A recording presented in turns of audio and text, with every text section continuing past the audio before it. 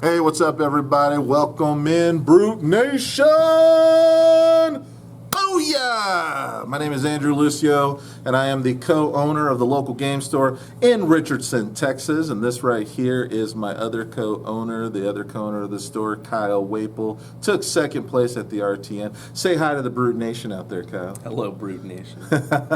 Look, we know why these sweaty nerds are here. They want that spice. They want to be like, I want to play that Rhinar. Let's go. You know what they want, and we're going to give you what you want, and we're going to do it in as professional a way as we possibly can, and we're going to break this up into segments. The first thing that we're going to do, and I'm excited to share all this with you, the first thing we're going to do is we're going to kind of go through like a tournament breakdown, and then after that, we'll talk a little bit about the individual deck pieces, and then after all of that, and it's going to kind of jump between things, after all of that, we're going to go over strats. It's going to be Kyle and I, and basically what we're going to do is we're going to talk about the Brute matchup. Kyle's been helping me play test Brute, so he's very familiar with what Brute's trying to do and how best to stop it. So we'll get a lot of insight from him on certain ways, because like I know some people are going to be watching the video and they're going to be looking for ways to counter Brute, right? Sure, yeah. So, you know, Kyle's been in that mode and in that mindset, whether he's playing Katsu, whether he's playing Prism, whatever the case may be, he's in that mindset of, okay, I don't want to play this matchup, but if I had to play this matchup, I'm familiar with it and I could probably help people, you know, navigate around it. So we're gonna approach the Brute matchup from both sides, because we know that some people are watching this for the deck tech, to play Rhinar, and then other people are watching it to hopefully not get smashed in the face by Rhinar. So let's kind of get into the tournament breakdown. How was your experience at A&H Games in Ruston? They've got two locations in Louisiana, A&H Games Ruston and A&H Games over in Monroe. And if you're in Louisiana and you're looking to go to a place that has a pretty good selection, I thought they had a really great selection. Mm-hmm. Absolutely. And if you're looking for that, talk to Chris. He's one of the co-owners. Good guy. Everything ran pretty well, I would say. What do you think? I think everything ran super well. The store was super clean, spacious. Like, it felt really good to play there. They were organized. They got everything started on time, and it was a really well-ran event. Now, my only critique is the bathroom, Chris. You got to take care of that bathroom. I don't know what was going on in there. I think somebody sprayed CLR on an old piece, and they just left it on the floor. That was jarring. So let's take care of the bathroom. Other than the bathroom, I think we were pretty good. Toilet was well maintained for the most part. I'm a big bathroom stickler. If you ever come down here to the local game store in Richardson, that's the first compliment we get. My wife, my beautiful wife, she takes care of all that stuff, makes sure it's all nice and clean and sparkling. It's beautiful. It's like, I would say it's the equivalent of a Quick Trip bathroom, and those things are really clean. All right, let's get into it. All right, so first round matchup, I'm going against Matt Mancuso. If you see me looking down, I've got a lot of notes kind of spread out. I want to make sure this is as fluid as possible. Matt was piloting Bravo. He was playing a very defensive build. It was unfortunate for him, and a lot of what we're going to talk about today has to do with luck, because Rhinar is, I would say, the avatar of what luck is. With Scabskin Leathers, with all these decks that make you randomly discard, all these cards that make you randomly discard 6 or higher, everything about Rhinar is luck. And for those of you who are not familiar with Rhinar's backstory, let me make sure you understand this. In the jungle, he was abandoned as a cub, abandoned, okay? Crawls out, easily could have died, didn't. Survives, gets stronger, becomes an apex predator, carves out his own kingdom, runs into civilized troops, warriors, okay? And they cut him up. They slice and dice him, but he lives, he survives, and you know why? Animal instincts, baby, the blood rage, all luck, tip of the sword kind of luck. And that's basically what Rhinar is. And that's what it was for me. Coming into this RTN, we needed that luck. We needed it. I only had 2 more RTNs after that. I was like, man, I'm getting slim on these choices. But the deal is, my matchups were good. Everything was solid. The jungle was with me. Survival of the fittest. And it was luck. And it was, yeah, there's skill in there. Obviously, there's some skill. But at the end of the day, what are you drawing? You're drawing blind, because you can't really control the top, right?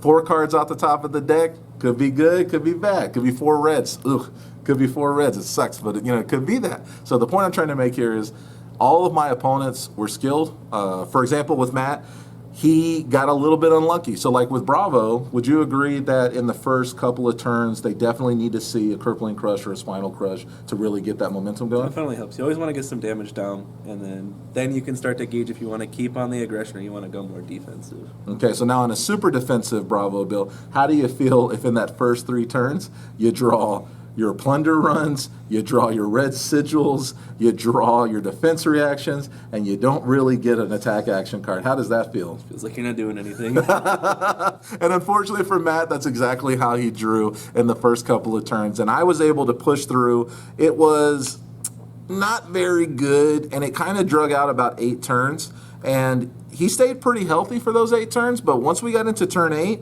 it was all Rhinar, baby. We're talking Blood Rush Bellows. We're talking 5-5-7, 17 swinging across the board. We're talking another big Blood Rush Bellow turn, not even 2 turns later for the win. It was absolutely insane. And it's not always going to be a Blood Rush Bellow kind of, effect going through. You don't really have to lean on that card, but that is basically your setup card. Would you agree with that? That's your setup card. Definitely. So that's why we run the claws, and we do a lot of different things. And we'll go over that when we actually lay the deck out. So let's go to round 2, right? So round 2, okay, I finish up my Bravo matchup. I get that win. We end that game 9 to -5, so it felt pretty good. So round 2, I get paired up with Ontron. Warrior. Okay, Warrior, yeah. Dorinthia, local guy, okay? This guy in the shop, we're probably a dead 50-50. Yep. Dead 50-50. No matter how we tweak the deck, that Warrior matchup is, they can race you better.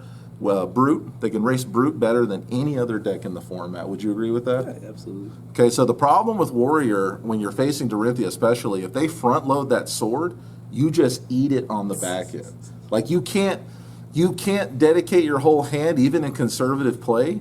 But conservative play is what gets there. So when we were doing our Katsu matchups, when we were doing the build-up to this RTN, did you feel like it was better to race, or did you think that the conservative game plan that we came up with was the way to go?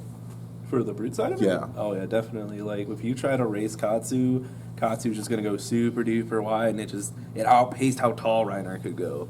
And so, we definitely went for more of a setup-focused build where Rhinar would take a step back, arsenal a card, and then just have a big explosive turn. And that's definitely what I transitioned into this RTN. I took the conservative game plan that we had, and I started applying it to each individual matchup. I did it in the Bravo matchup, and it felt very, very good.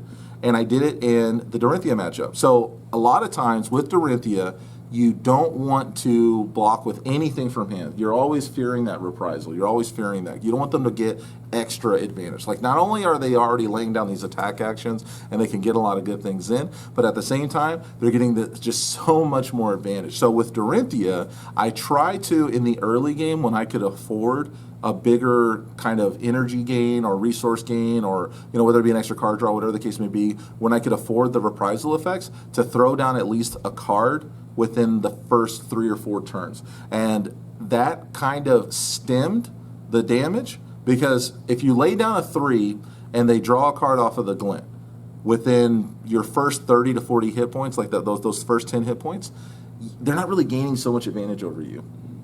And doing that means that you're going to have maybe 1 or 2 extra turns to draw 4 and hopefully pull that Blood Rush Bellow. Now, you're going to have to get to a point, obviously, where you're going to take the damage across, but it's better to take damage from Dorinthia when you're going to have a huge explosive turn. Because Dorinthia absolutely 100% does not want to get rid of any of her cards. She wants everything. Yeah. She wants her spoils. She wants all of her hit and runs. She wants her Iron Song determination. She wants her supremacy. She wants everything. And effectively, that's the kind of thing, that conservative play and doing those big bursty turns, that's what got me the win. I mean, we're talking, there was a turn where we went, we went 35 to 20 on a 15 damage swing. That was insane. And then we went 14 to -1 within the last 2 turns of the game. That's crazy. Yeah, it feels good. But the point is, that's exactly what you have to do. And yes, he did get some really good value off some of the attack reactions, but I mitigated those attacks down to 2 or 3 damage. So that gave me a couple extra turns to survive. Because we ended that matchup 2 to -1.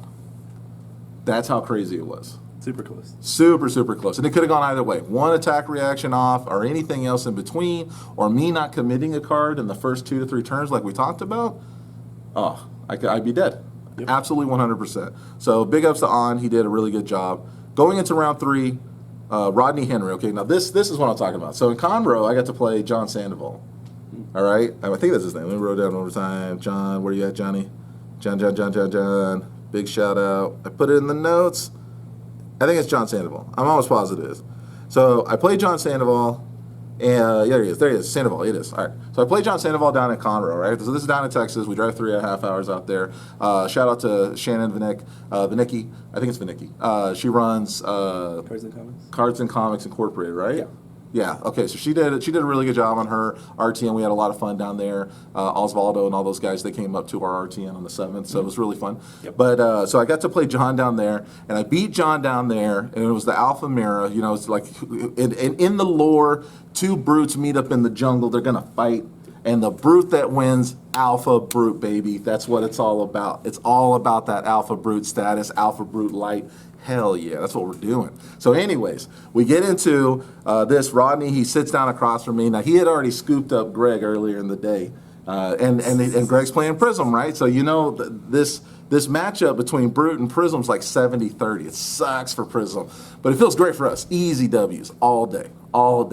So the point is, I sit down in front of Rodney, and he throws down the Brute. He's playing Rhinar, and I'm like, hell yeah, we're in there. Let's go. I love this matchup. And this matchup I love because of the fact that I don't have to worry about all these crush effects. I don't have to worry about all these hit effects. I don't have to worry about these go wide strategies. And I don't have to worry about anything else other than you're going to hit me, and I'm going to hit you harder. And that's it. I believe my build to be the most consistent Rhinar build in the nation. When you take a look at the deck breakdown, you can tell me what you think. I'm not going to say that what other people play is wrong. I'm never going to say that. I'm always going to take the approach that this is what we figured out works for us, and hopefully it works for you. And that's pretty much all we want to say as far as those type of things go. Now, we go in, we're swinging, we're coming back, and then, unfortunately, Rodney got a little greedy. He got a little greedy, okay? So he goes Tome, he draws 2 cards from the Tome of Findel, right? And he's like, oh, I'm feeling good. I drew into an Art of War, right? And this was off of a roll, the first roll 6 of the Scab Skin. He's like, oh, let me Scab Skin. Rolls the 6, got 3 action points. I'm like, oh my goodness, this guy's in there. So he goes Tome from the hand, didn't get any health, so that's good. So he didn't get any health gain there. So he goes Tome, he draws the 2. Then he goes Art of War, +1/+1, draw 2. And then he goes Art of War again, go again, draw 2.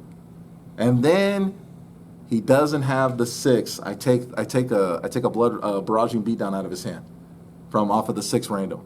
So now he doesn't have the 6 random. The Massacre doesn't get the +2. The claws aren't online. He got a little too greedy. He went a little too far. And I got him. Pulled that non-attack action card out of his hand, and I got him. And it was a dead turn. It sucked. It set him back a lot.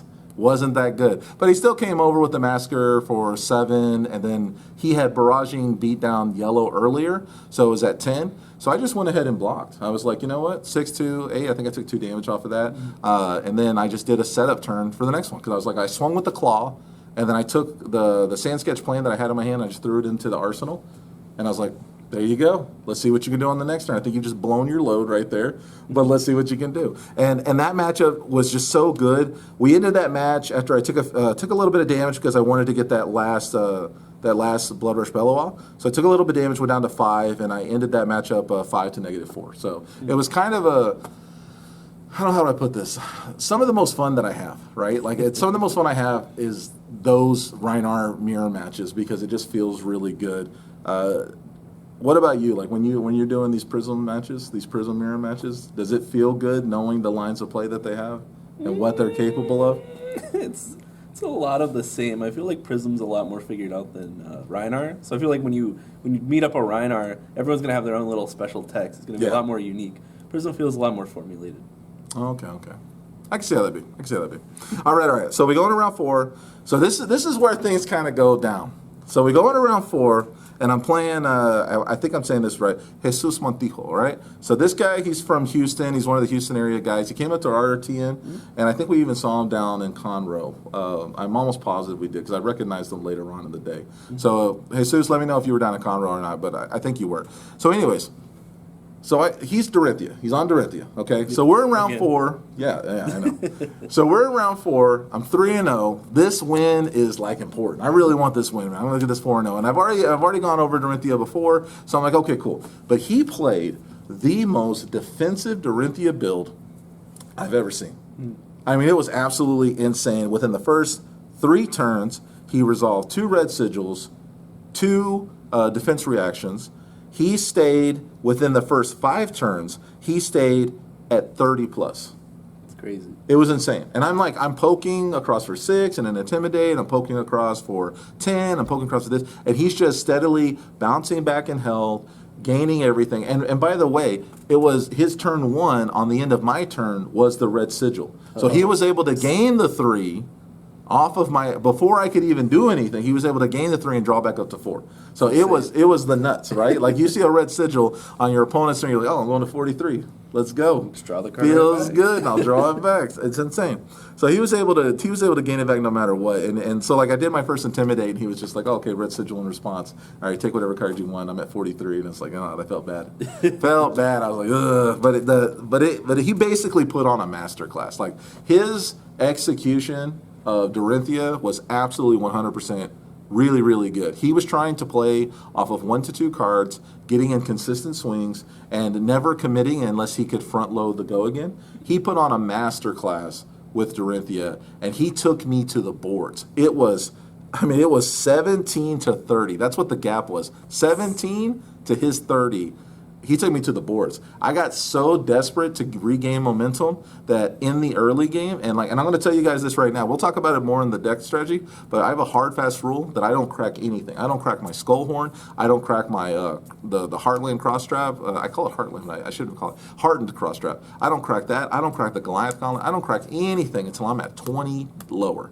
So if you're at 20 or lower, I'm gonna get you. I can go across for big damage, sometimes 30 damage. I can do crazy stuff, but I have to have those pieces in order to do it. So I don't crack you until you get to 20 or less, and then I just go for the kill. But this guy, he had me to 17. I had to crack that early, and at the end when I had him down to 3, had I had those pieces up, I could have finished him, but I never would have had the momentum regain that I got in the turn that I cracked it early. So I would have lost more health. It would have finished faster. I don't think I was in any shape at all, because when you're sitting on only scab skin to block for 2 and everything else is a block, has no armor. That's kind of the downfall of all of this. It just really sucks. But anyways, long story short, he ended up beating me -2 to his 3, and he got me in, and it was just kind of a rip. How hard is your Dorinthia matchup with Prism? Prism, I feel, has a pretty good time with Dorinthia. I feel like we kind of just push really big attacks, and then when we get the advantage, we with the shields, we're just protecting the shields, and we're just chipping away at them. And then at that point, they've got to try to get a good turn just to get the shields off the board. And then usually when they do that, you can just set them right back up. So when we were doing the Katu, kind of building up this conservative plan, I tried to execute that conservative plan, but it's harder to do. Even letting him get the reprisal bonuses, it's harder to do, especially when they plus hard. And that kind of goes into what I was saying earlier about being lucky. Sometimes you commit the cards, and then they go, okay, I'm going to do all these little tricky things and get the reprisal effects because you blocked from hand, and then my turn's even bigger now. Yeah. It feels bad. It feels really bad. It feels so bad. Anyways, so we move from round 4. We go into round 5. Now we're playing Jonathan Smith. Now, you played Jonathan Smith, right? Yep. He said that he had been playing since 2019? Yes. He said before COVID he was playing. Yeah. Okay, so this guy's been playing for a super long time, and he's on Dash right now. Okay? His Dash, and no offense to you, Jonathan, was weird. It was just weird. Because he was boosting, and he was afraid of what he was going to boost out the top. Because he was putting in things like CNC and Tome, Red Sigil. He was trying to play all of these non-boost cards, and then he was still boosting. and he got punished for it in our game. Oh. Yeah, so he boosted across, and then he went Teklo core, and then he goes, flip the 2 off the top, and it was a Command and Conquer, and it was a red sigil. Gosh. Yeah, so his turn died. He had no way to get his action point back. That was the go again, but he had no energy, right? So, like, his turn just died.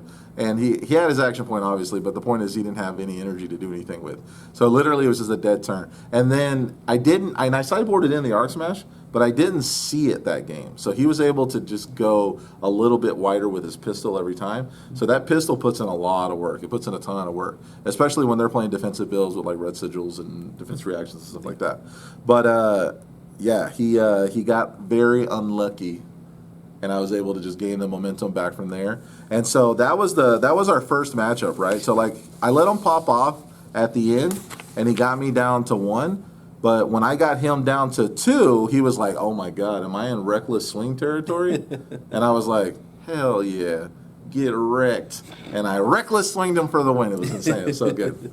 It was really good. And it just felt good. I don't know. I mean, like, your opinion, things like Steel Blade Shunt, Reckless Swing, Invert Existence, all these cards that allow you to kind of kill your opponent. You even have a card like that, right? Don't you have what is it? Merciful Retribution. Yeah, exactly. So, like, in your opinion, do you think these cards are good for the game, bad for the game? No, I think they're good. Yeah. I think they definitely reward you for having game knowledge, and a lot of them you can play around, or you at least, as long as you know they exist, you know not to go down to certain health thresholds. Absolutely. Absolutely. All right, so now we're going from that round, we're going into top 8, all right? So we're 4-1, and it was good, too, because we did the calculations, we did the math on it, and I'm looking at Jonathan Smith, and I'm like, you're still going to bubble in, man. Because his only loss was Kyle. It was me. Me and you. Yeah. And so we're both pulled up by even stronger players, because my only loss was Jesus. Yeah. So all the guys that were kind of floating in that area, I was like, nah, we're all guaranteed top 8. There's no way. So we're all top 8. So we get into top 8, and sure enough, round 1, I'm playing Gregory Garawan. And I think that's how you pronounce it, right? No, Sure. Come on. Is that how you do it? Gawarin. Gawarin. I'd say Gregory G, because I don't think I can pronounce it correctly. But the point is, he's playing Prism. Yes. And it's just, That's getting lucky. there's nothing you can do. Like, look, here's the layout here, all right? So let me make sure everyone understands this. You roll a Scab Skin, you roll a 6, that's luck. Okay? You pull 4 cards off the top, you see the 2 attacks that you need right then and there, that's luck.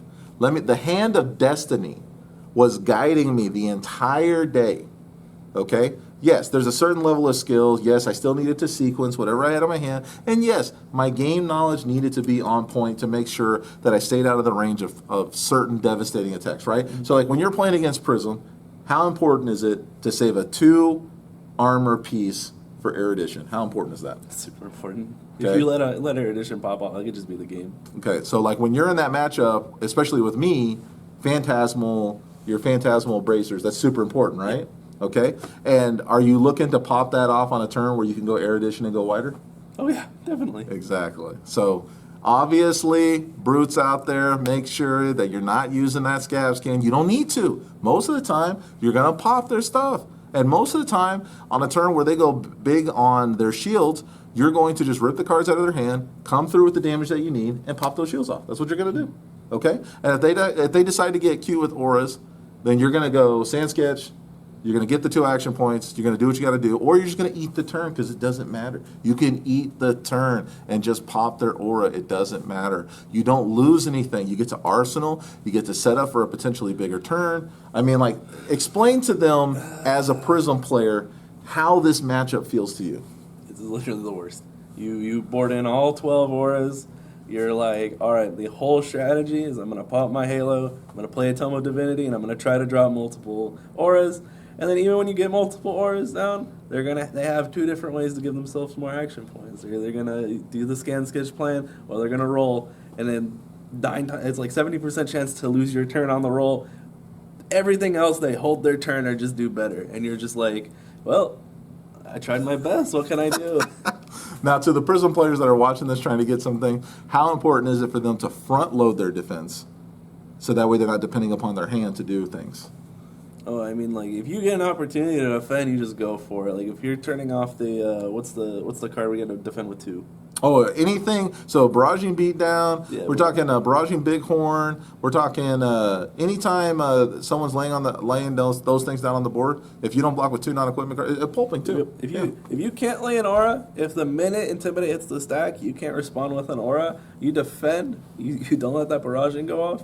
But after that, it's just like you're waiting till you draw the auras, or you can tome Divinity and just try to draw into auras. You're always just trying. You're on the aura plan. If you go on the Herald plan, you're just gonna get popped out. You're gonna lose. This is literally impossible. And I'm gonna tell you, brutes, right now. You listen to me. Listen to the alpha brute babies. I'm telling you right now. When they lay the aura on the board, pop it. Okay. When we were doing our early play testing, how bad did you punish me when I left 2 Genesis on the board? Oh my god, you put me down to 1. I put the second Genesis down. You still tried to race the Genesis. It didn't work. It didn't work at all. It sucked. He stayed at 1 for I think like 6 turns and just easily mitigated what I was doing until he could pop off. It was insane. Never let an aura sit on the board. Pop it as soon as possible. And Greg, to Greg's credit, he's played a lot of brute. He's played against me probably at least 3 or 4 times, and he's had the benefit of you telling him how to play against that matchup. And the Guardian matchup is a little bit similar because Guardian has a lot of attacks that are 6 or higher. So with all that being said, Greg did a fairly good job. I mean, we ended the match 16-0. You can say what you want about that. Basically, the only damage I took is the damage I was wanting to take because I was going to go super wide. I mean, we had a 40-28 turn.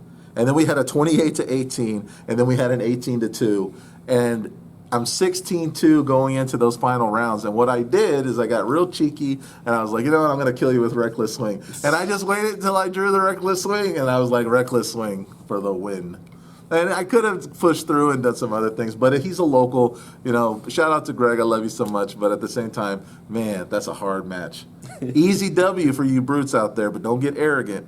Play it smart. Pop the auras, and then just commit a card. There's nothing wrong with committing a card. Make them reset their turn. Make them work for it, and then pop the second card too. Anyway, so we get into top 4. We're feeling good, and then we got to play Jonathan Smith again. So we go into that top 4. We got to play the dash again. So we learned a lot from the previous one. Everything looked really good, and it felt good. And that one even ended really, really not so good for Jonathan, because what happened was I had a Blood Rush Bellow. Like you're standing on the side. I'm watching. Yeah. So I got a Blood Rush Bellow in my arsenal because I'm waiting for that big setup. So I draw a Blood Rush Bellow, a red Barraging Beatdown, a blue Pummel, and then a 6 attack.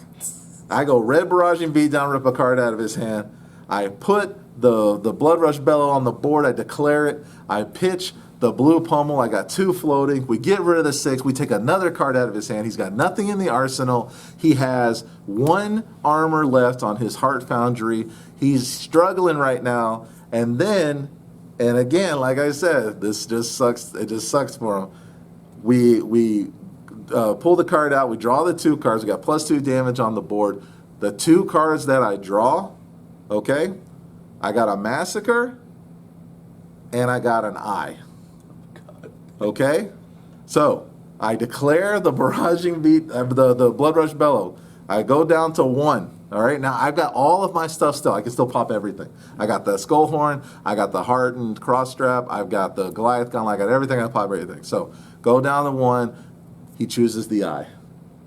The Eye takes me to 3. I replace it with a blue Wrecker Romp. It was as degenerate as you think it was. It was degenerate. It was bad. Okay, so we got that, right? So I'm just like, okay, this is kind of nasty. Do I just attack him? Do I just do the Massacre and just do the big damage because we're at 4? I said, nah, so we spent the 2. We throw it out. It's so bad. We throw it out. We go 7 across. 7 claw with go again. Absolutely. So bad. Then we go 7 claw, go again. And then finally he's got nothing. It was 11 on the first one, but he blocked 2, so obviously we didn't get the +4. And then we go on the last one, and And he's got nothing in hand, right? So he takes the 7, he goes down, and then finally I crack, play the last one, and I didn't even use the skull horn. But the point is, I went across for the 1, took him down to -7, and it sucked. But the point is, I already knew how defensive his build was, so I didn't rely as much on. I relied not as much on the CNC as I needed because he wasn't doing a lot of defense reactions, so I didn't really rely on that. And I brought in the 2 smash with big trees so I could just do more damage, just the 1 more damage. And then I didn't need to defend as much because I got an arc smash off in the very beginning. And once I killed his induction chamber, that was it. And it just felt good. But luck. It could have gone either way, right? I was at 3. I went from 14 to 3. I went from 17 to 3. I let him pop off on 14 because of that draw that I had, and I already had the Blood Rush Bellow in there, so I just let him go down there. But it could have gone either way. Like he could have done something tricky. It could have been anything, right? And then finally, unfortunately for you, we make it to the top, which is good. Like it's unfortunate that we made it to the top together, but at the same time, like we've already discussed, 70-30 matchup. It's a terrible matchup for Prism and Kyle. You know he's on the Prism train, so. That last one just went. But anyways, long story short. Just gotta dodge the Rhinar. You got, as a Prism player, you just gotta dodge the Rhinar. Like you really have to. Like it's just not a good matchup for you. So that's pretty much the tournament breakdown. Again, any final thoughts about that tournament? It was cool. It was good. I had fun. I think we had a good time. We got our invites. And we got our invites. And just to point it out, in that top 8, 7 of us were from Texas. 1 from Houston, Jesus. Yep. There was 1 local there, Jonathan Smith. He was the local for it. So represent A&H Games, and then 6 of us from the same shop. Yep. 6 of my boys, all representing DFWBESTLGS. When you sit across from this play mat right here, and you see that DFW, it's so beautiful, so beautiful. That's our store logo. These are our characters from the store logo. It looks so good. It looks so good. You just gotta take a look at that, right? So you sit across from that, just know that these guys, they're playing with the best of the best of the best all the time. I'm not saying that Kyle and I are the best of the best. I'm just saying that there's a lot of really good players. Brendan Patrick's from here. We got Kent Sumner. We got Joe Grizel. We got a lot of guys like Kynwin and the McAfee brothers. We went down there in the top 8. Paul Fortin getting his first top 8. I haven't seen him top 8. And he's one of our newer players. And then Greg G. He's getting in that top 8. He hadn't had a top 8 yet, so he's topping down there. And we just have a lot of really good community members. I could name all their names. We'll give a shout out to Jonathan Wyatt because he was crying in the car about nobody congratulating him. Top 4. I know, but it was just so funny. It was so funny. It's like, oh, why isn't anybody congratulating me for my top 4? No, okay, so we'll give a shout out to Jonathan Wyatt. And there's just so many good people. We could sit here all day and list a bunch of names, but at the end of the day, we had a really great tournament experience, and the game's really fun. So let's get into the deck layout, and then once we do that, we'll transition out and we'll talk about all the specific matchups while the deck is laid out so you guys can kind of get an idea as we point to cards and point things out. All right, guys, now we're going to go over the actual deck makeup, and I'll give you some general commentary about what the reasons were behind adding certain cards. But effectively, with this particular deck makeup, we're going with 41 attack action cards that are 6 or higher. We want to make sure the consistency of our effects and our sequencing are always such that we have a strong probability of having a 6 or higher in our hand. So Blood Rush Bellow and any other cards like Sand Sketch Plan can go off and go off efficiently. We just want consistency as much as possible. It's a lot of get lucky, but at the same time, consistency is very key. So we'll start with red, then we'll go to yellow, we'll go to blue, and then we'll take a look at the sideboard. All right. So we have 2 Pulping in the deck. Pulping is a really good card because of the fact that it can gain Dominate, and effectively, whether we're ripping a card out the top with roughly 70% probability, with effectively 41 out of 62 in the core, we're going to be able to pull that 6 off. We're going to intimidate a card out of their hand, and we're going to be able to push across. It's a good card. Unfortunately for Pulping, it doesn't have any defense value, so we want to limit how many non-defense cards are in the deck. It's one of the major reasons why we don't run Tear Limb from Limb, but we'll talk about that later. And we also are going to be running 2 Breakneck Battery. Breakneck Battery is really good because it's guaranteed go again.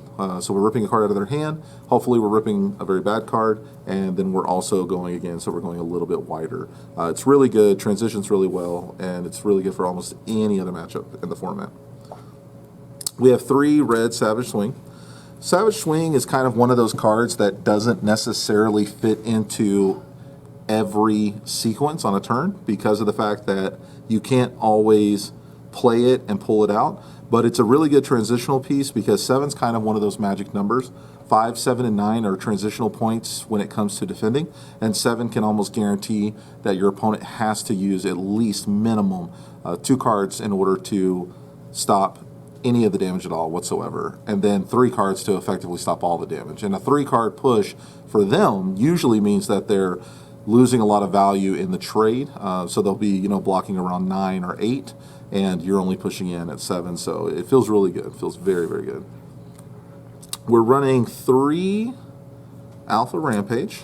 Alpha Rampage is a very, very good card. It's why our blue count in the deck is 15, because we want to make sure that we can set this in our arsenal and we can have a blue in hand later to do a double Intimidate. And double Intimidate is very good, especially when you're leading with a Barraging Beatdown. You pull 1 card out of their hand with a Barraging Beatdown, then you pull 2 cards out of their hand with the Alpha Rampage, and that allows you to guarantee that they're only going to have 1 non-equipment card, so you get the bonus damage in no matter what. And on a red one, that's a 13 damage push. And even with Warrior, take Warrior for instance, even with Warrior or with Guardian, those individuals can block, 6 or more. You're still pushing across 7 damage. 6 or more with their equipment. You're still pushing across 7 damage. So Alpha Rampage is a very, very good card, and it definitely deserves a 3-of in the slot. We're also running 3 red Barraging Beatdown. Barraging Beatdown is just a super, super good transitional card. It requires no commitment from yourself. It hits every brute attack. I cannot say any more good things about this card other than that. And of course, you want to get lucky, right? Like the whole deck is about getting lucky, and pulling random cards out of your opponent's hand is the very definition of getting lucky. You want to pull the worst cards out of their hand so only the best cards are left. And that way when you push across, they got to go, oh, I've got an Iron Song Determination, I've got all these different really good transitional pieces depending upon the matchup, and they have to block in order to survive, or they have to double block with non-equipment cards in order to turn off the extra damage. And so it's a lot of really good value, and it's a 0 commitment, and you don't have to do anything random on your side. It just feels really, really, really good. Then we've got 3 Pack Hunt, probably one of the better attacks in your deck because it's a 2 cost. So we're a 2 cost 6 Intimidate. It's one of the best tail-end pieces on a Blood Rush Bellow turn, so when you go Claw, it's one of the best pieces to end the attack with, and so it's just really, really good. Gets a lot of value. You play this almost every matchup. It's very nice. And then we've got 3 Massacre. I used to run Massacre at 2, but effectively what Massacre does for you is it allows you to have these really good transitional periods where Massacre is in your arsenal, and you can go Claw, and you can come across for 1, or you could pop your armor for -2 cost, +2 damage, and then come across for 1.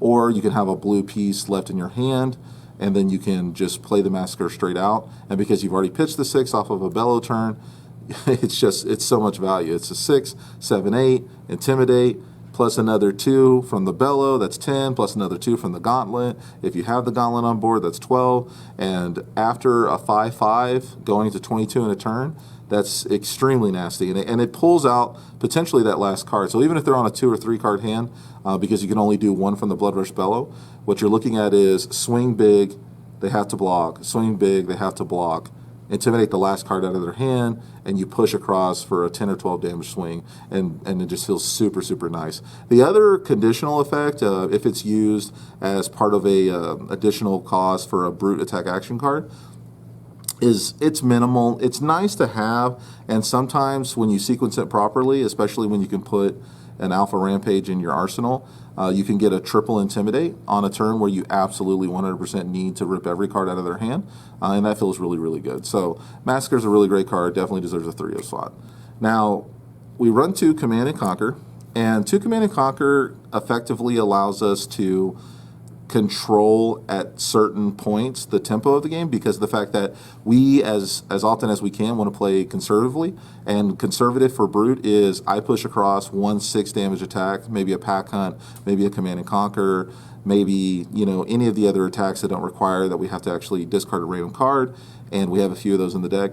And I poke across with a claw or whatever, and when I'm poking across, I want to make sure that my opponent has to make the decision of taking a good little chunk of damage, or they're going to, you know, discard something out of their hand. Which means if they're discarding something out of their hand, they have fewer resources to work with, fewer cards to work with on their turn. So sometimes just poking across and trying to set that hand up is really, really good. And Command and Conquer allows you to apply that kind of pressure.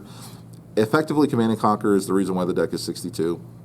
There's no reason not to run it, especially when you're drawing cards with Blood Rush Bellow. And you also, when you play a Sand Sketch Plan, you can literally go get any card. So you could play Sand Sketch Plan and go get Command and Conquer and put it into your hand. And if they are not lucky and they don't pull the Command and Conquer out, you've got Command and Conquer now, and you were able to search it out. It's kind of nice. So effectively, Command and Conquer is one of those pieces that is proving as time goes on that there are true staples in the game that transcend any hero, and Command and Conquer is one of those.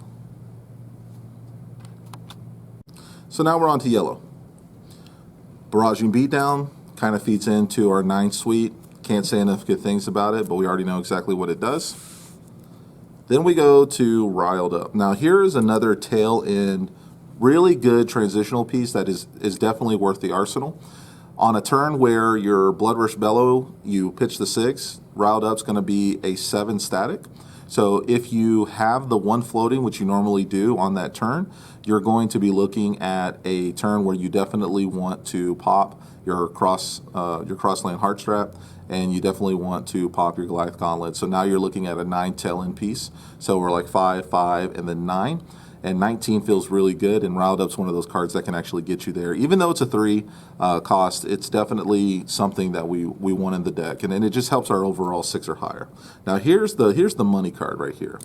This is the money card. It's probably the only card besides Reckless Swing that I have in the deck that's foil, just because it's so good, it's so iconic, it's everything that the lore tells us about Brutes, all wrapped up into one card, because effectively what you're doing is you're opening yourself up on bigger turns where you have Blood Rush Bellow and things like that to your opponent to just get in whatever damage that they want to do. If your hand setup is really nice and your turn's going to be very bursty, you're going to take that damage. And Beast Within capitalizes on that thematic, because what you're going to do is you're going to sequence your hand to where Beast Within is going to be the card that they're going to choose, that's 6 or higher, or it's just the only card in your hand.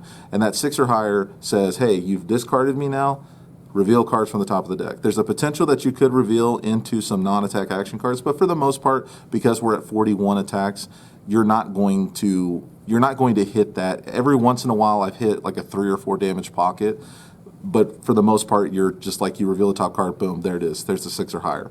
So it replaces itself. So you got your Intimidate trigger, it replaces itself. It feels absolutely amazing. It's one of the biggest momentum swings. You'll trade 1 health to draw 1 card any day of the week, and you rarely ever get punished for running the card. It's very good. It stays at 3. Like, there's just really no reason not to run it there.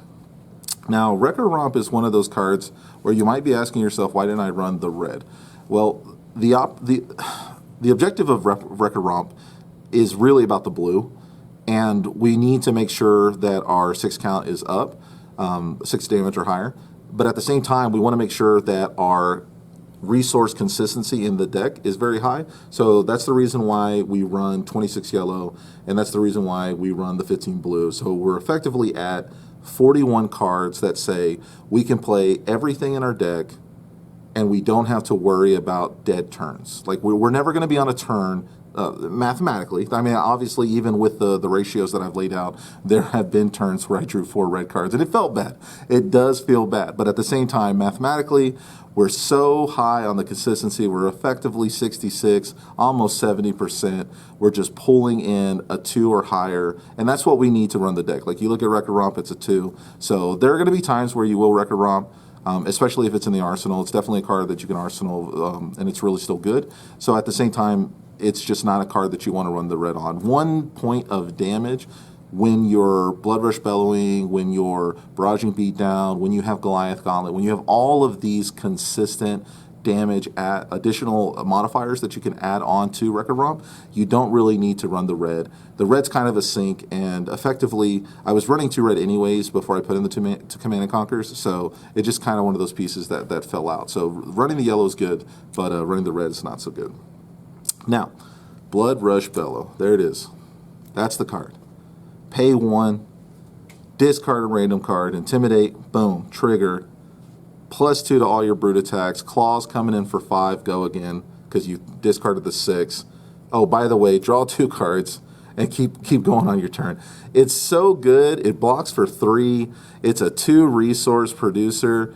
And the reason we have something this good is because if you look at all of the different brute attacks, when you compare it to other heroes have a lot of conditional 2-hit triggers that allow them to gain a lot of advantage against their opponent. Look at every crush effect with Bravo. Look at all of the Azalea arrow effects. Like, there's just so much in every other hero deck that allows them to do some really little tricky things. Draw a card, put a card in their soul, gain some advantage in some way. Well, Brute doesn't have that. All of Brute's attacks are, I do big damage, and maybe if I have the 6 and I sequence it out, I can rip a card off of Rhinar's ability, not really the attack action card itself. And then if I don't have the additional card, part of the additional cost to pitch, then I can't even, not pitch, but to discard, I can't even play the card. So there's some dead turns with some weird sequencing where you literally have a card in your hand. It is an attack. You do have the 2 to pay for it, but you don't have the additional card to discard, so you can't even play it.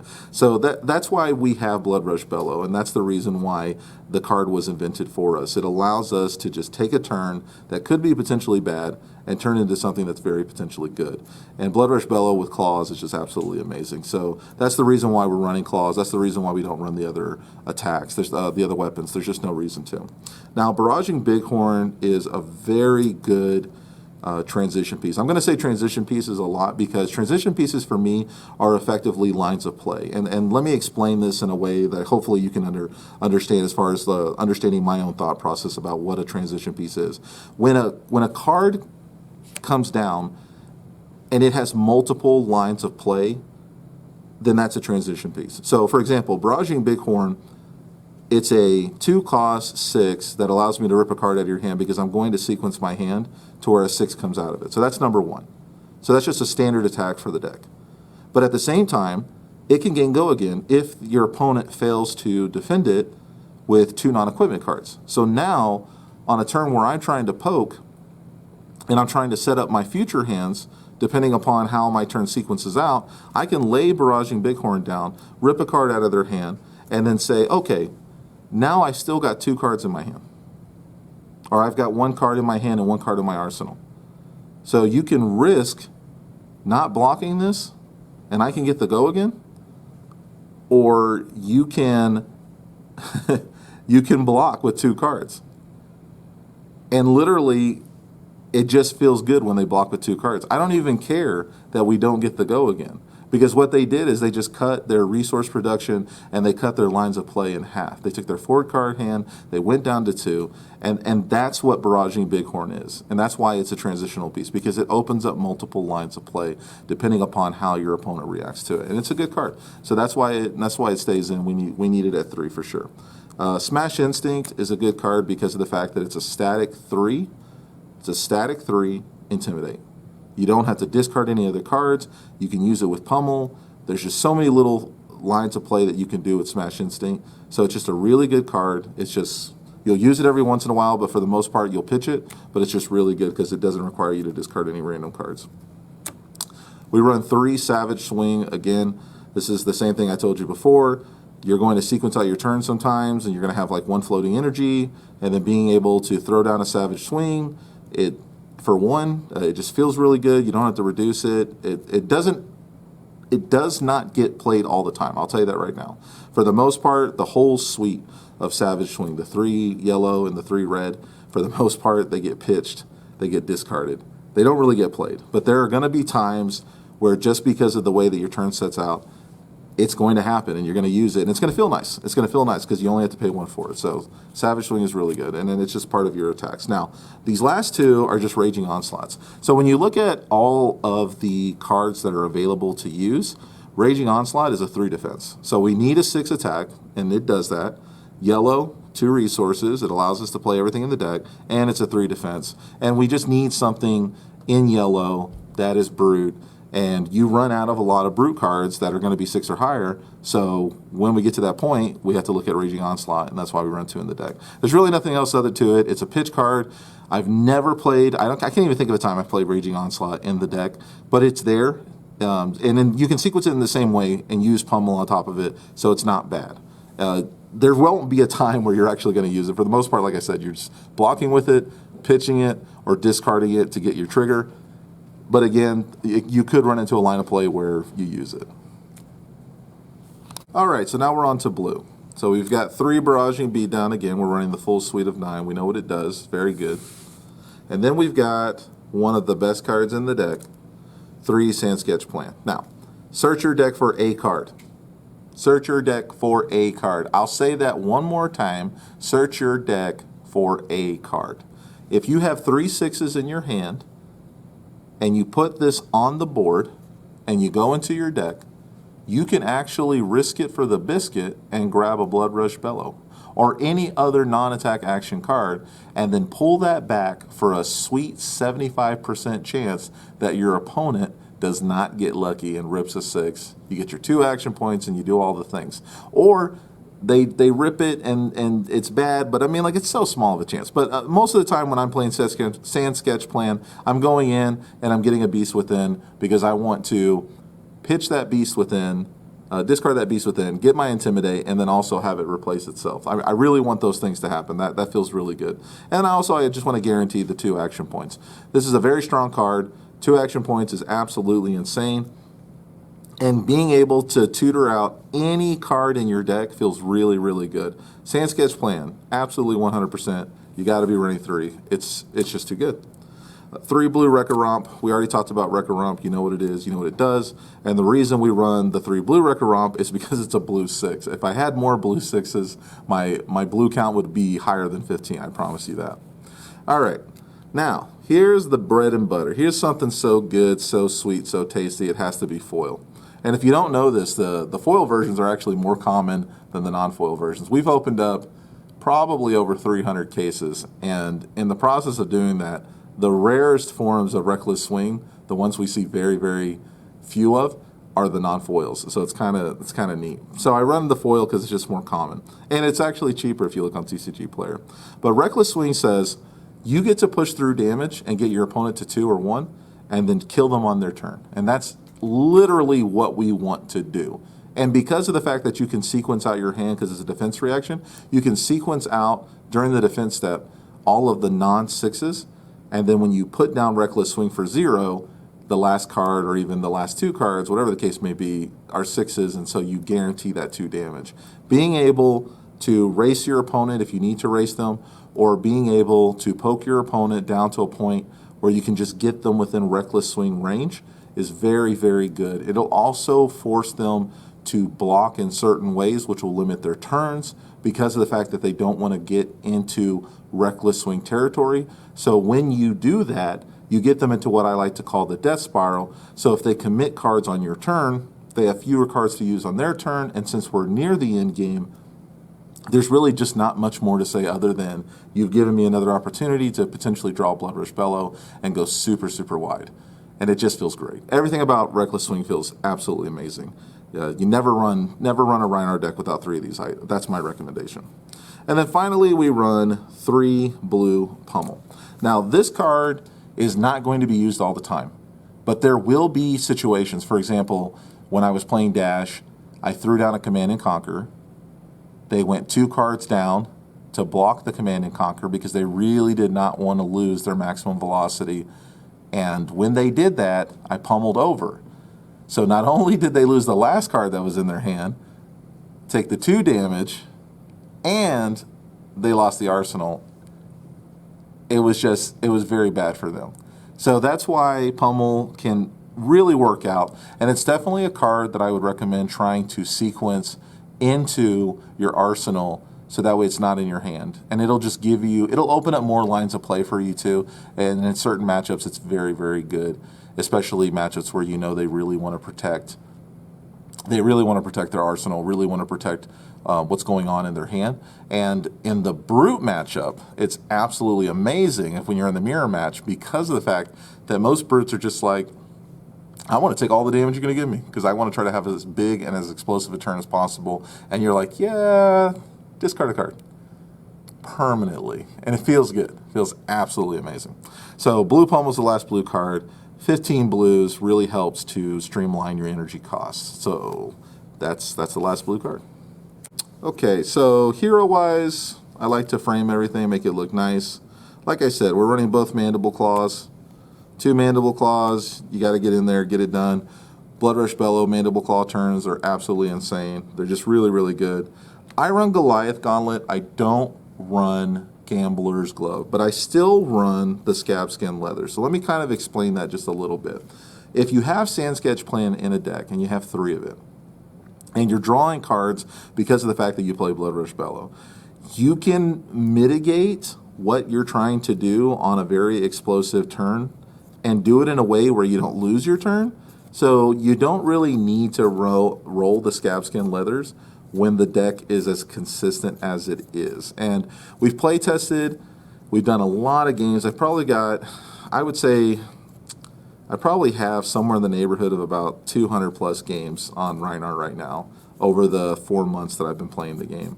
And I'm going to tell you 100%, I just don't roll the Scab Skin Leathers that often. And my opponents can tell you this. They'll testify to it. Because there's a lot of times at the end of the game where they'll look at me and they'll go, oh man, you didn't roll the Scab Skin Leathers. What's that all about? And I'm just like, well, you saw me resolve 2 Sand Sketch Plan. I didn't need to roll the Scab Skin Leathers. Also, when I play the Blood Rush Bellow, 9 times out of 10, I'm playing conservatively, I'm poking you until I have a Blood Rush Bellow and a blue in hand. And effectively, that blue gives me the 2 floating that allows me to go 5/5 on a claw. And I'm going to get a 3rd attack in. So what do I need to roll the Scab Skin for? I really just don't need it. And sometimes I will roll it, but it's very, very far and few between. And you could make the argument that maybe 2 damage isn't the deal breaker, but 2 damage at the very end when someone's been sitting on their Courage of Blayhole or someone's been sitting on their Arknight gloves, it feels really good to negate those 2 damage equipment pieces with a Goliath Gauntlet. It just feels too good. And I don't really need the Scab Skin Leathers for the roll, so I'm not really concerned about doing that. So effectively, I know a lot of brute players out there might not feel like what I'm saying is conducive to the idea of what brute is, but at the same time, guys, you got to let go of this get lucky when it comes to that roll, because that roll can be devastating. -2 cost with the Hardened Cross Strap. I always call it Heartland Cross Strap. I don't know why I do that, but Hardened Cross Strap, there you go. And then finally, the Skull Horn. And the Skull Horn is one of your best pieces. You should definitely be using it. It's built in Arcane Barrier 2. It's draw a card, discard a card at random, let Rhinar trigger 1 more time. It's just so good to rip that final card out of the hand. So this is the standard equipment. Okay, let's go to the sideboard. Now, the first thing I want to talk about is what equipment's in the sideboard. We have an Olrun Hood and we have an Olrun Gloves. When you get into a Kano matchup, you want to make sure that you have an extra transition piece. The Goliath Gauntlets are not necessary because Kano doesn't have any equipment that has armor, really. So we take those out, we put in the Olrun Gloves, we sit on the Skull Horn, and now whenever Kano tries to come across and do something cute with a 3 damage, Sonic Boom, or a 3 damage, go search my deck with Lessons in Llama, things like that, we can just shut that down. And the Olrun Hood is specifically for the matchup with Chain. So effectively, you keep the Goliath Gauntlet because of the fact that you need to push over the Husk, and you pull out your Skull Horn because you don't need an Arcane Barrier 2. Even with Invert Existence, you really don't need an Arcane Barrier 2. So you pull in the Olrun Hood and you just try to mitigate some of that mid to late game seats, because that's when they're really going to be popping over a lot of extra Arcane. You don't really worry about it in the early game, but you definitely need it in the mid to late game. So Olrun Hood is a good transition piece as far as the chain matchup is concerned. You'll take the Skull Horn out, put the Olrun in. Now, we run 3 Chains of Imminence also for that chain matchup. You could make the argument that Chains of Imminence is really good in some other matchups based on the hero that you're playing, but specifically for Brute, we don't care about any other matchup except Husk. So when we get our opponent, and I like to arsenal Chains of Imminence if I can. So when we get our chain opponent down to about 24, and we have a Blood Rush Bellow turn, the first thing we're going to do is we're going to play that Chains of Imminence from the arsenal, and we're going to say Husk. And then we're going to see the life drain out of their eyes as we declare Blood Rush Bellow. And then we're going to come across for some very super duper big damage. And they're going to have to think to themselves, all right, I'm on a Shackle 4. Do I block this, or do I just lose my Husk with no blocking whatsoever? And that's really what it is. Conservative play with chain, poke them, arsenal Chains of Imminence, wait till you have a Blood Rush Bellow, play it from the arsenal and go. Now, obviously, there are get lucky turns for chain, especially in that before the Soul Shackle 4, where they could do the early game Shadow Puppetry, Command and Conquer, and get rid of your Chains of Imminence from the arsenal. Sure. Yeah, but we can afford to take 2 cards out of our hand and block. I mean, like, obviously, it's not optimal, but we could. So, anyways, Chains of Imminence definitely for the chain matchup, and you'll just pull out 3 of your red Barraging Beatdown, and you'll put this in. You won't need the red Barraging Beatdown in that matchup, so you'll just pull that 3 out. Now, when we're playing against decks like Dorinthia, where they're going to dominate, we need to make sure that we're doing bigger pokes. So Guardian and Dorinthia are 2 classes that just have a ton of armor. You could even make the argument with Bolton that he could run Courage of Blade Hold and those other pieces. But since they have so much armor, we need to make sure that we can come across with big, static, 7 damage plus attacks that just require them to go 2 or 3 deep on cards to block with. So that's why Smashing Big Tree will come in, and we'll pull out 2 of the Breakneck Batteries, because the Breakneck Batteries, they require us to discard a random card in order to be played, and we don't have to worry about that. And then plus in those matchups, we're kind of racing them, so we're not really concerned about defense. So pulling 2 Breakneck Battery out and putting 2 Smash with Big Tree in those 2 particular matchups, the Guardian and Warrior matchup, it's perfectly fine. And that's what Smash with Big Tree is. That's why it's there in the sideboard at 2. Then 2 Bonehead Barrier. So Bonehead Barrier is one of those cards that sits for the entire turn and says, here's a shield and mitigate all this little damage. So when you're in the Dorinthia matchup, it can be very good because you're not blocking with a card with hand, so you don't have to worry about reprisal, and it can shut down a Sword Swing.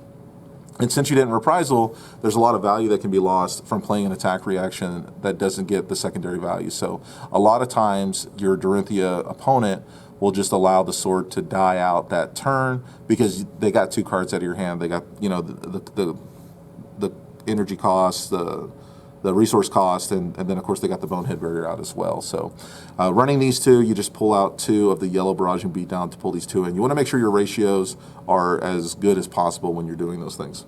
And then finally we have 2 Arc Smash. This is specifically for Dash. It's only for Dash.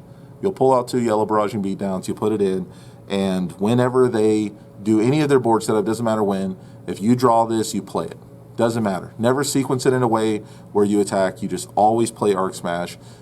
Taking away any of their items kills their momentum so bad. You just use Arc Smash. That's it. So you put it in, you take out 2 Barraging Beatdowns, make sure that your ratios are good, and then you play it, and you roll 2 or higher, and you just get rid of their momentum, and it's absolutely amazing. Dash matchup only. And then finally, a 3rd Command and Conquer. So we will bring in the 3rd Command and Conquer. Usually we'll pull out a Pulping, because it just puts in another card that allows us to block, and Pulping you can't block with. So usually we'll pull out a Pulping, and you bring this 3rd Command and Conquer in against any deck that you know for sure is going to be running a lot of defense reactions. So in a defense reaction heavy matchup, whether that be Turtle Katsu, or whether that be Guardian, or whether that be Dorinthia, because a lot of times, because we're double claw, and they know that Blood Rush Bellow is going to be a thing, they're going to sideboard in Steel Blade Shunt, because they're going to try to catch us on the backswing. So in any of those matchups where you know for sure 100% your opponent is going to be running defense reactions, you pull in the 3rd Command and Conquer. It just feels good. And that's everything in the deck. All right, so now we're going to go over kind of the whole strategy and what we play and why we play it in certain matchups. And I've got Kyle with me, and he's going to kind of help you understand if you're the player, if you're the hero that we're talking about, or you're playing the hero that we're talking about, then he's going to kind of try to help you understand, hopefully, how you can counter that brute. And we'll talk a little bit about it. So the first hero we'll start from Monarch, and we'll work our way back. So if you're a Bolton hero, how do you beat this deck? You attack. You erase it? That's literally what you have to do. So for you brute players out there, this is a 50-50 matchup with Bolton. It really is, because Bolton has some very big and explosive turns. But you also have to remember that Bolton is very card dependent. So if at any point Bolton tries to play conservatively with you, they're going to ultra lose the race. And it's going to become more of a 70-30 versus a 50-50. I think the light heroes in general, whether it be Prism or Bolton, because of the fact that they're so card starved, or that they absolutely have to have all of their resources in order to make their turns explosive and work, they don't do really well against us because of the fact that we control how they're able to block, we control their lines of play, and we really push in and we don't allow them to gain any momentum. There's no real special strategy when it comes to the Bolton matchup. Your pummels are going to be really important because of the fact that, again, since they're so card starved, getting even one card out of their hand is going to feel really good. There is a world where you pull the breakneck batteries out, so that way you don't have to worry about discarding a random card, and you pull in the 2 smash with Big Tree from your sideboard. So that would be an effective strategy against Bolton. And other than that, there's really nothing else special that you have to do. You don't need to worry about mitigating damage. It's a safe race for you as a brute player, and there's really just not much more to say about that. Let's move on to Chain. You're a Chain hero player. How do you beat this deck? I draw Art of War.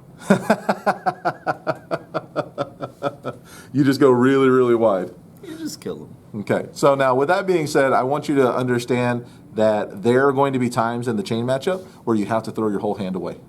You just have to. And what he just said, as far as Art of War is concerned, or Shadow Puppetry is concerned, they have 3 and they have 3. So the turns that they are able to put those 2 pieces together in the same turn, you need to block conservatively, but you need to block. And if both of those cards go off in the same turn, potentially you're going to be blocking the whole thing. Now, I want you to understand something, okay? If they go 5 damage and you block 3, you take 2. If they go 5 damage again and you block 3, you take 2. You've taken 4 damage instead of 10 damage. Put that in your head. You've taken 4 damage instead of 10. If you double block on the 5, and 5 goes through, you've taken 5 damage instead of 4 damage. So make sure that your blocks make sense. Spread your blocking out. They're going to go about 4 to 5 attacks deep, and you need to be ready for that.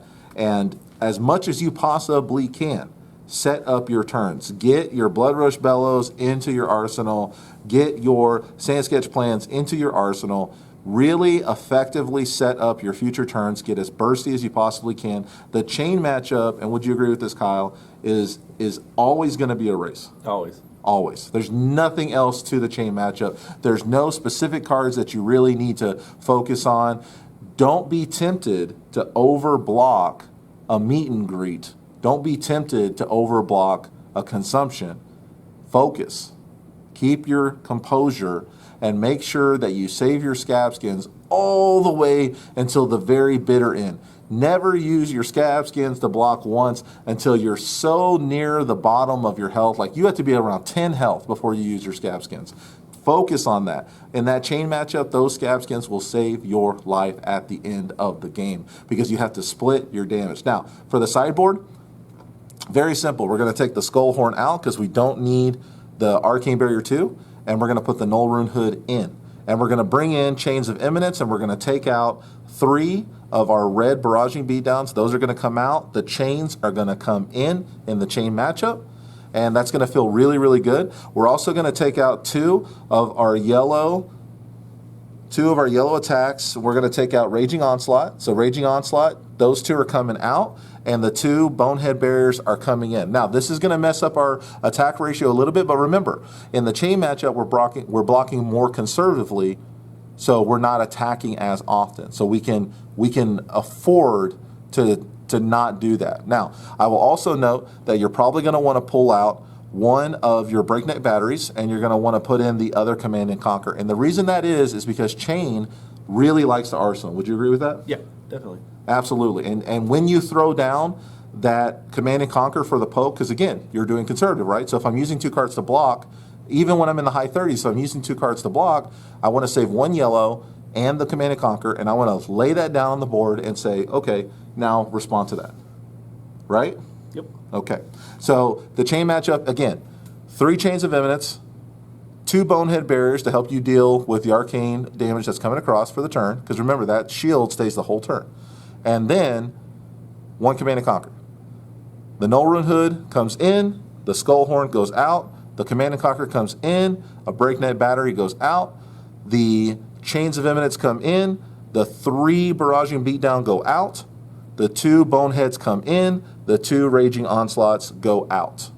That is the makeup for the chain. Okay, now we're going to move to Levia. How does Levia beat this deck? Look, it's a brute fight. You guys just smash each other.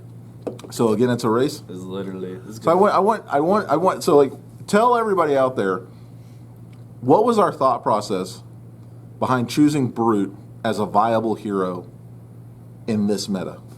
I think our main mindset against Brute is that you are so hyper focused on your own game plan that you're just going to do your thing, and nobody necessarily just counters us or stops us from doing what we want to do, and it just makes us so like neutral across the board.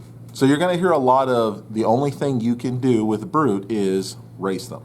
Mm-hmm. There's not a lot you can do to disrupt what Brute's doing, and that's the reason why we decided that this was a strong hero in the meta, and that's the reason why I decided to go Brute all the way to Nationals, because of the fact that it's so neutral position in the meta. I don't have a severe advantage, and I don't have a severe disadvantage against any other deck excluding Prism. Prism's the only one that I have a very significant advantage against. It's the hard counter. Really, really bad. Some people feel Azalea is the hard counter to Chain. That's give or take. I don't know. But I can tell you like this. Brute definitively is the hard counter to Prism. Just absolutely. So in the Levia matchup, there's really not a lot you're going to do. You're going to do exactly the same things that I just said. You're going to block conservatively. There's really no reason to sideboard anything in whatsoever. You don't need to sideboard in Command and Conquers. They don't do a lot of arsenaling. It's just a race. So you're going to run your normal core, and you're going to focus on setting up your alpha rampages, and you're going to focus on setting up your massacres, and you're going to have a damage race, and you're going to do that. You're going to try to, as much as you can, mitigate a little bit of damage, 1 card in, 2 cards in, and that's going to help you because, again, Levia likes to go wide. Levia wants to go wide. They have Screaming. They have all the Brute stuff you do with Blood Rush Bellow, but they also have Shadow Puppetry for +1 and Go Again, and they can do some really tricky things. So she's going to try to go wide. You need to block conservatively, even when you're at 40 health. Try to pitch in 1, whatever the case may be, until you have a very bursty turn. And then you just hope that on your hand, you're not taking as much when they're coming across. If it's a 1-attack turn, that's really great. If it's a 2-attack turn, not so good, because on average, that's going to be around 13 damage. But we can afford to take 13 damage if we're answering, 17, 20 damage on the backswing. And we can still keep momentum, because they're going to have to defend. And 9 times out of 10, when we push in that hard, they don't have much to defend with, and hopefully it's their best cards. Hopefully they're defending with a Shadow Puppetry. That would be nice. Yep. All right. So the last one in Monarch is Prism, and literally there's just nothing that you need to do. This core takes care of Prism. Block it, interrupt their turn, pop it. Attack the aura. Attack the aura. Absolutely. Okay. So for those of you who are not Brute players, you're watching this, you want to know what you can do to beat Brute. You're a Prism player. How do you beat Brute as a Prism player? As a Prism player, you're going to play to get your Tome of Divinity, you're going to pop your Halo, and you're just going to try to have an explosive turn. You're just going to try to high roll as many auras out. If you can set up a Merciful Retribution, you're gonna swing out with all your auras, when the Brute takes the turn to take out the Merciful, you better hope you drew another aura off the backswing, because that's going to hit your soul. You're going to turn Vestige of Soul on, and then you're just going to try to lay more auras down. And if you can just keep responding with auras and slowly poking them out, you're just going to gain that little advantage, and then maybe you can ink out a win every now and then. I want all the Prism players to remember that when we throw an Intimidate, it uses the chain.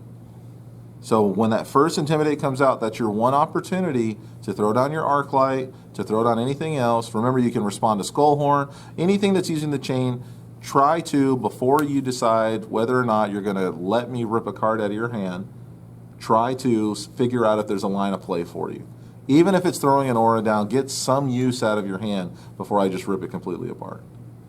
Yeah, I mean, if that's what you want to do. But obviously, if I leave you with cards you can't defend with because you're running all these auras, you know, that's just, it's too bad for you. We're definitely taking big hits. Too bad for you. Now, let's go to Arcane, all right? You're a Viserai player. How do you beat this deck? I think you just have to go on the game plan and just make a bunch of enchants. It's literally a race again. Absolutely. When I was in Oklahoma, I played a Viserai guy. I did not get enough damage in the first 3 or 4 turns. And by the time we got to turn 6, he had 20 rune chants on the board. And I was only able to stop between the rune chants and his 9th Blade of the Blood Oath. I was only able to stop an amount of damage that left me taking 14. So it was 20 and 9, 29. Yeah, 29. I was able to stop roughly 15. So it was like 6 and 6. Yeah, it was like 6. I was able to stop 12. So it was like, yeah, he had 20 rune chants. I took a bunch of Arcane, and then I used my Scab Skins, and I used 6. That was 8. So 8 of the 9, I took 1. So I took a total of like 15 damage. Yeah, I took like 15 damage. Crazy. And it still felt bad, because I went from 35 to 20.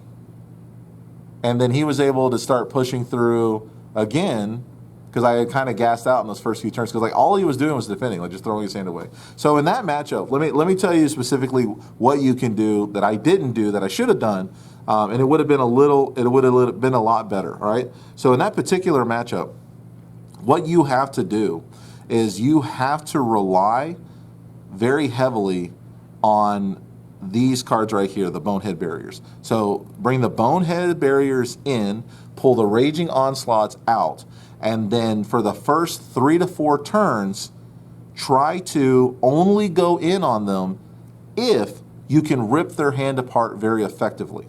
Like really very effectively. Because what you have to do is you have to do roughly 30 damage within the first 4 turns.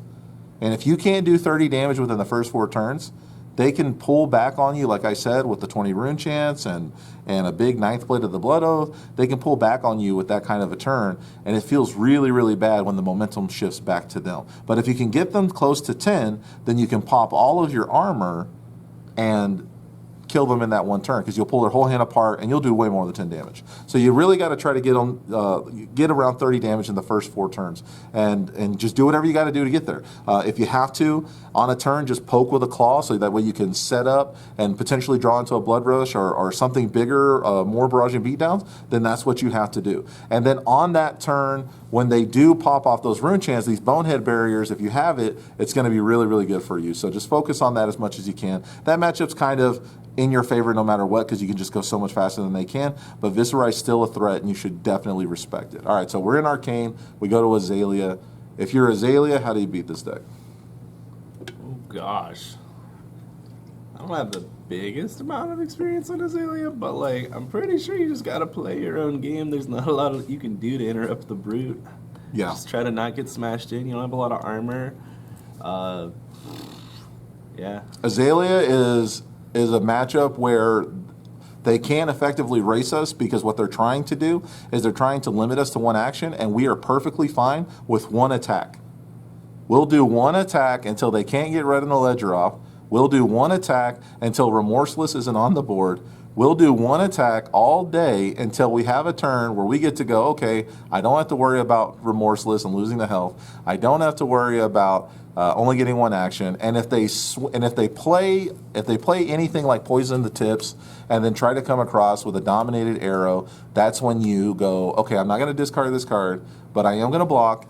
And I am going to commit the Scab Skins. And you don't have to worry about saving the Scab Skins for later. That's one deck where it's totally appropriate to do the Scab Skins. Now, as far as your sideboard is concerned, again, we're trying to poke them. We're trying to do one big attack, right? So we're going to take the Breakneck Batteries out, and we're going to put the Smash with Big Trees in.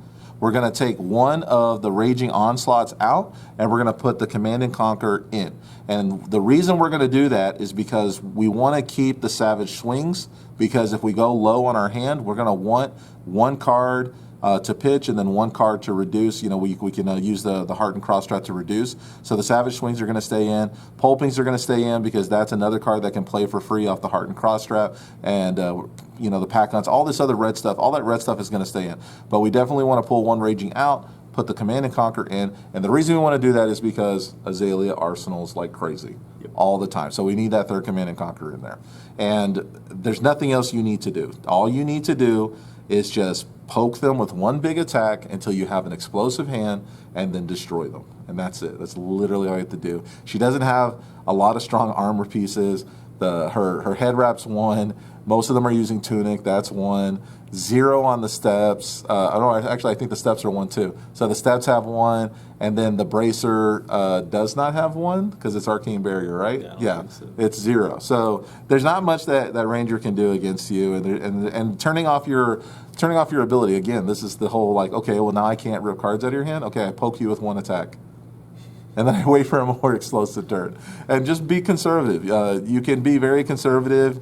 You don't need to worry about the first 10 hit points. Once you go down to 29 down to 20, 1 card, 20 to 10, 2 cards, and then 10, your 3 cards or more with 1 card in hand to swing the claw and then force something open. But you really even won't get into that position. You should be fine. Even if they're looping their arrows with Memorial Ground or anything like that, you just have to go, okay, I don't have to worry about Sleep Dart.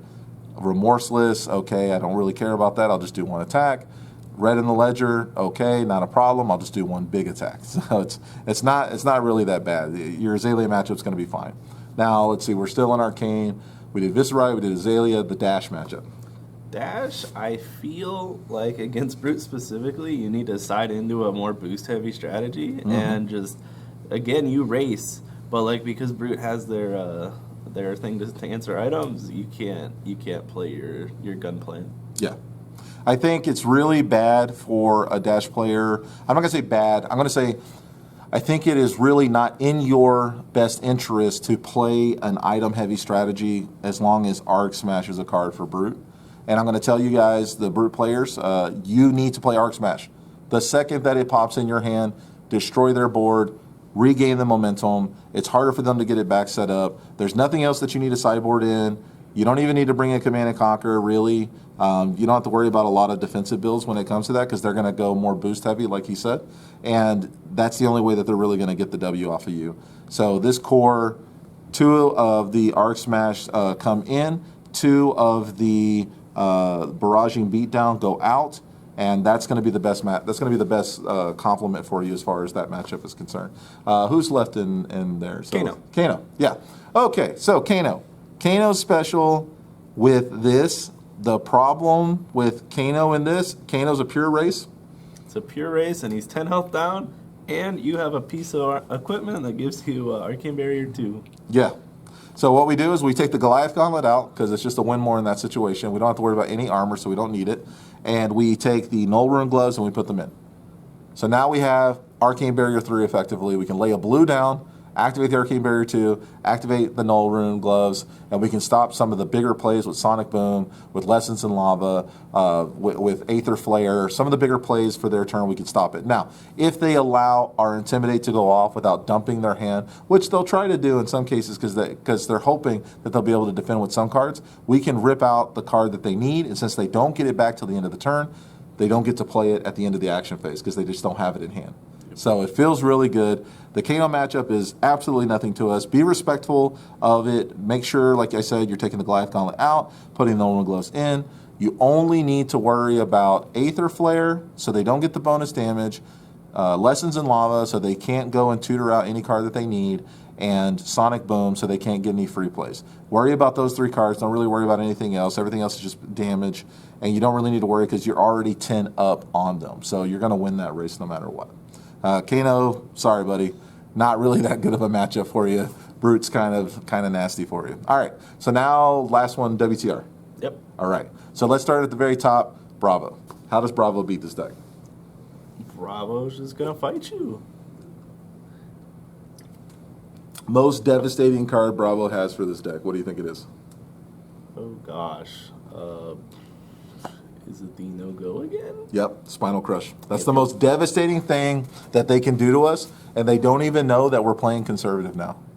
Well, I mean, after they watch this video. But the point is, so the Bravo player, the most effective, most devastating thing that they can do is that. Now, if they get a Righteous Cleansing off, that could potentially hurt, especially if Blood Rush Bellow is one of the 5 cards that they're looking at. But other than that, there's really nothing that they can do. So effectively, if they swing across with Crippling Crush and you have 2 eyes in hand, let the Crippling Crush resolve. If they pitch the 2 eyes, the eyes replace themselves. So now you still have a 4-card hand. Yeah, you took 11, but you know what? Sometimes you take 11. That's just how it be.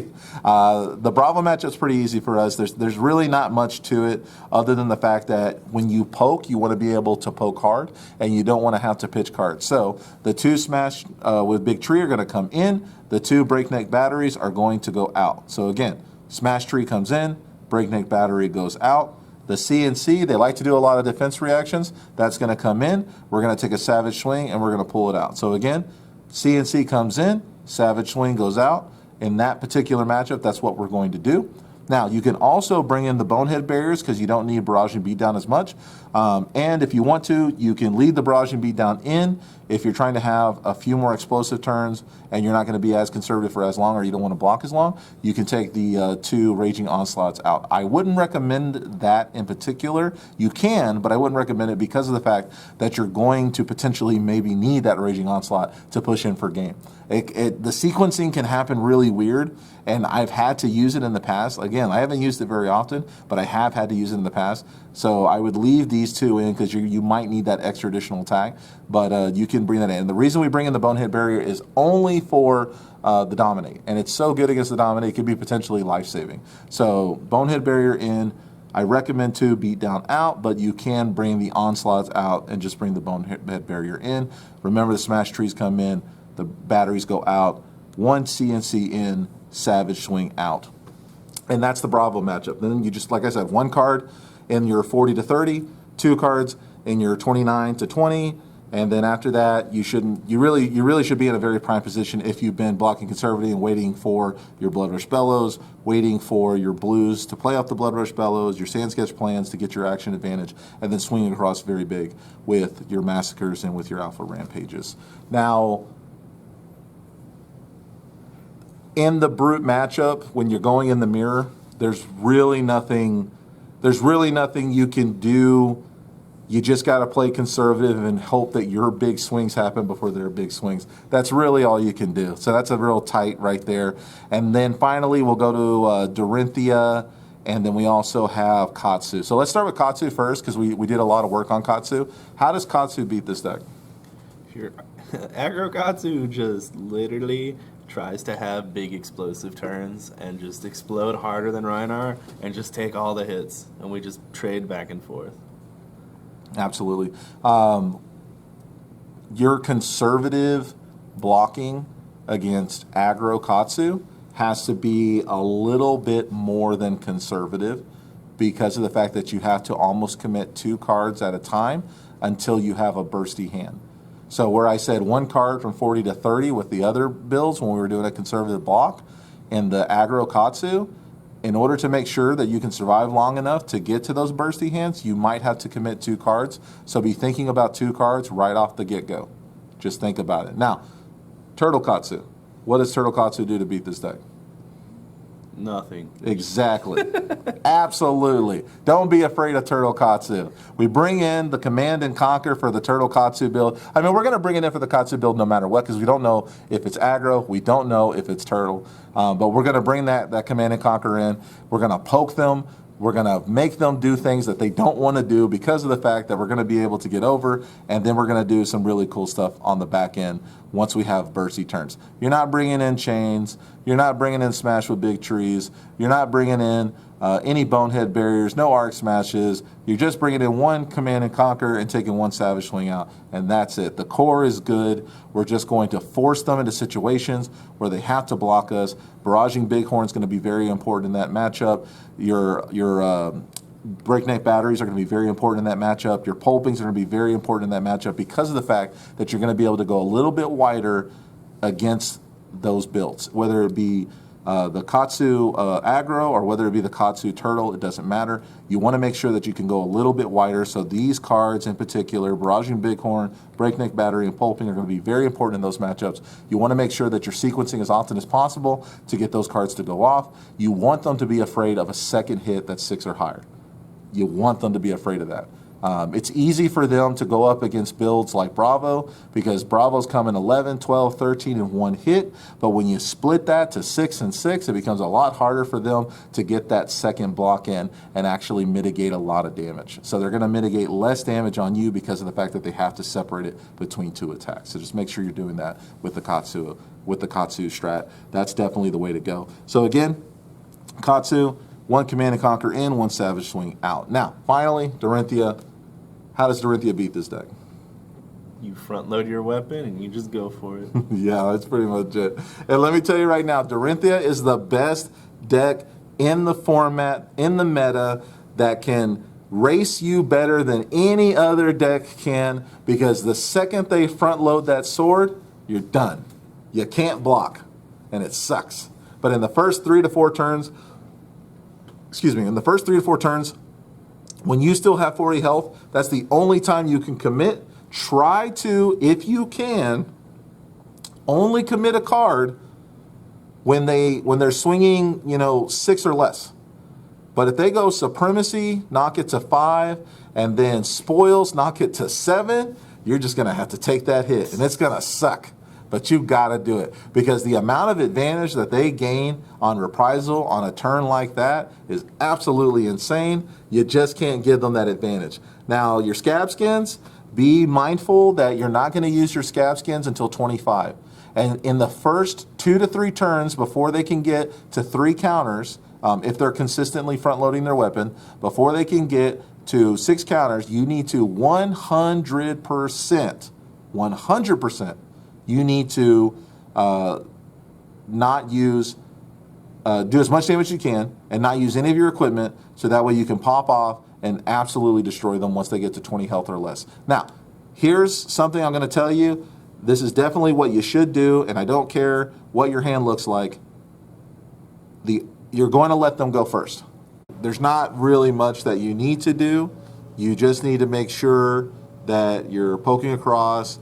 And even in the beginning, like, you're going to let them go first. You're going to let them go first. If you win the die roll, tell them to go first. And you're going to, if you need to, pitch that whole hand on that front end. And if you have a blue, you keep the blue. And you're going to just push across. You're just going to push across. And you're going to, if you need to, in the first 2 or 3 turns, you're going to block conservatively. And on top of everything that I've just said, if they swing across with no front load go again, take that damage. Make them have the attack reaction, or make them break their bolters in order to get that go again, and then that's one less thing you have to worry about in the mid to late game. So with that all being said, is there anything else that we need to say, Kyle, as far as those strategies go? No, just intimidate them. Absolutely. I mean, look, guys, at the end of the day, we're big, we're strong, we're down to get the friction on, and that's all that matters. We're going to intimidate, we're going to do all the things. It's going to feel really, really good. Just remember your bonehead barriers. Like I said, with that Dorinthia matchup, bring those bonehead barriers in. Take 2 of the barraging beatdowns out, or you can take 2 of the raging onslaughts out. I already told you, one way or the other. And everything else, I'm going to make sure I write everything else out, and you're going to be able to access it, so that way you can see it in text form. And I appreciate you guys watching the video. We're going to do Kyle's video for Prism, so look forward to that. And we're also going to do a lot more content as we get the rest of our team members together, and we'll go over their deck profiles and everything else. First in the United States, first in our nation, in the nation, to get that first place win. Brute is here. Recognize it, love it, respect it. Peace.